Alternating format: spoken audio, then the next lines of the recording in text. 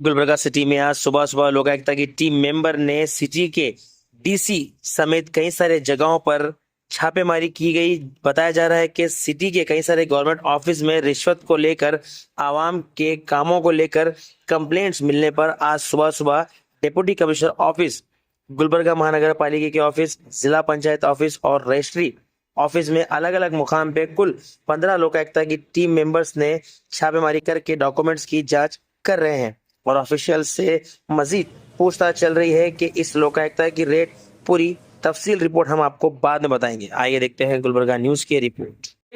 Commissioner ಇಲ್ವಾ? ಅಲ್ಲ, ಯಾಕೆ ಸೈನ್ ಮಾಡಿಲ್ಲ ನಿಮ್ ಕಮಿಷನರ್? ಅಗ್ರಿಮೆಂಟ್ ಆಗಿದೆ. ಹೌದು, ಅಲ್ಲಿ ಇದು bond lease DD agreement execute ಆಗಿದೆ. ಎತ್ಕೊಳ್ಳಿ, ಅವೆಲ್ಲ ನೋಟ್ ಮಾಡ್ಕೊಳ್ಳಿ.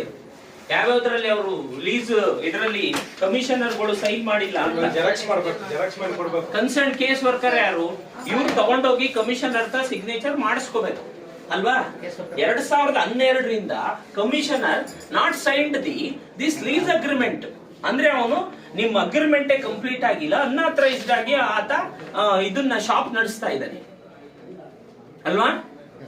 ನಿಮ್ ಮಾಡ್ಬೇಕಲ್ಲ, ನಿಮ್ ಕಮಿಷನರ್ ಕಂಪ್ಲೀಟ್ ಆದ್ಮೇಲೆ ಸರ್ ಅವನಿಗೆ ಪರ್ಮಿಷನ್ ಕೊಡ್ಬೇಕು. ನಿಮ್ ಕಮಿಷನರ್ ಸಿಗ್ನೇಚರ್ ಮಾಡಿಲ್ಲ. ಪರ್ಮಿಷನ್ ಕೊಟ್ಟಿದ್ ಕಾಪಿ ಅಲ್ಲ ಸರ್, ಇವರಿಗೆ ಇನ್ನ ಟೆಂಪರರಿ ಶ್ಯೂರಿಟಿ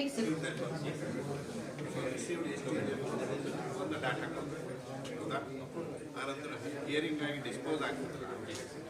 ಅದು ಒಂದು ಹಿಯರಿಂಗ್ ಆಗಿ